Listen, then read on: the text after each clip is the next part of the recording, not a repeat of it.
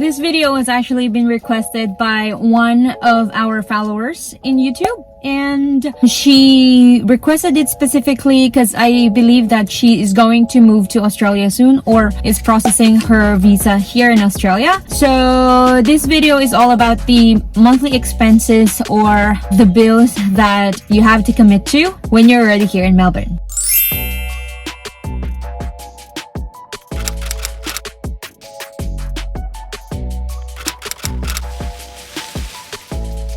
Before I start, let me just tell you that this information that I'm going to give you is basically for a couple living in Melbourne. And so my husband is working as an IT and I'm working in the university doing administration job. So basically I'm going to tell you what are the expenses that we pay monthly here in Melbourne, and so that if ever that you're going to move here, you will know how much will be your monthly expenses and you can prepare for it.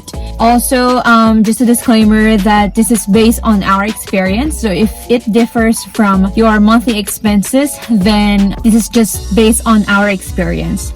So let me start off with the number one question that I always receive from the comments from my past videos. The question normally is if it's going to be feasible if only the husband will work and the wife is going to remain as a housewife living here in Melbourne. Well, it actually depends on the salary and it depends on your lifestyle. So you have to compute, or you have to know what are your expenses, what are the ongoing expenses that you have before moving here in Australia. Like for us, we have insurances in the Philippines. We also have our condominium in Philippines that we have to pay off, and it's still under bank lending. So those things that you have to sum up before knowing if the salary of your husband is going to be enough for your monthly basis. So let's start off with your monthly rent. So basically for us, we're living in an apartment around Southeast and we pay $1,760 per month,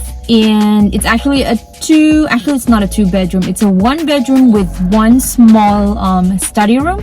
And it's just an apartment, so basically it's not landed and you have to use the stairs to go up to our unit. If you are in a tight budget, you can opt out to living in the inner suburb of the city, wherein you can live in the outer suburb of western part of Melbourne, or also in the eastern part of Melbourne. There are a lot of Filipinos there, and I'm sure that you're not going to be homesick if you're living there. So before, when we were there, our monthly rent was actually, I think, ranging from $500 to $600 for a room. So yeah, it actually depends on what type of house are you going to stay at, if it's a landed house, if it's an apartment, if it's a condominium, if there are facilities. So it really depends. But yeah, you can actually, if you are not that choosy, or if you are not that fuzzy about sharing a house with a stranger, then just to start and just to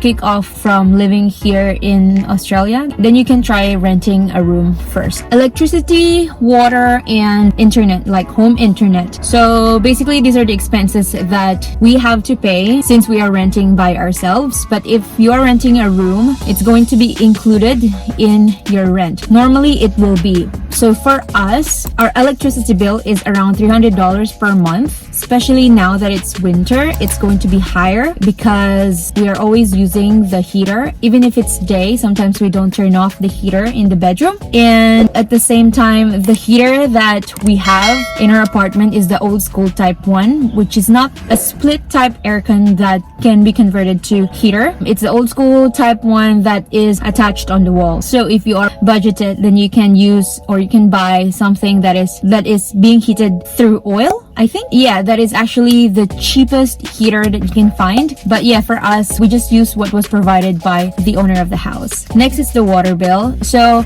just to tell you, some of the bills here are actually being charged to you sometimes every 2 months or quarterly. So I put these numbers by monthly so that you will know roughly how much it is going to cost per month. So our water bill monthly is around $35.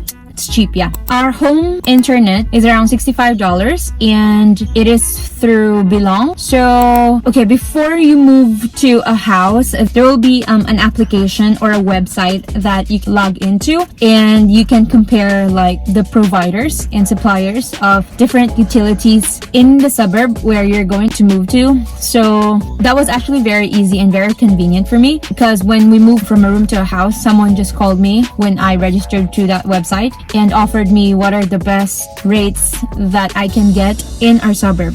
So next is the cell phone bills. For me and my husband, we are using Optus, and the number one players here in Australia are, I believe, Optus and Telstra. So we chose Optus as it was actually recommended by a friend. And for Optus, we are paying $30 per month. Actually, it's not per month, it's like 28 days.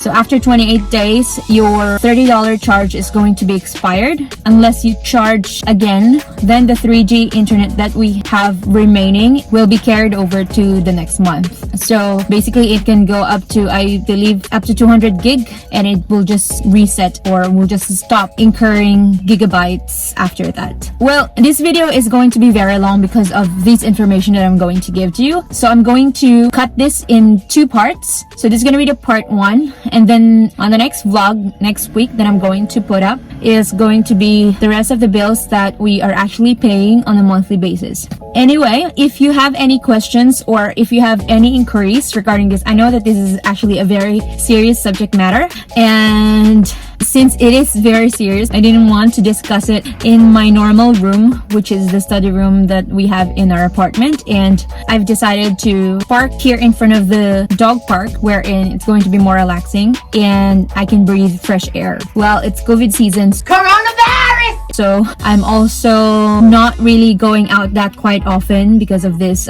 season that we currently have. Anyway, if you like this video, please do not forget to share this to your friends on your Facebook page or your Instagram. Please also do like this video, and don't forget to subscribe. Also, please do not forget to ring that bell button, as I've always been reminding you every week, so that you can get notification whenever I upload a new one. Thank you, and see you next week on my part 2 of this video, and I hope you have a nice day. Cheers, bye!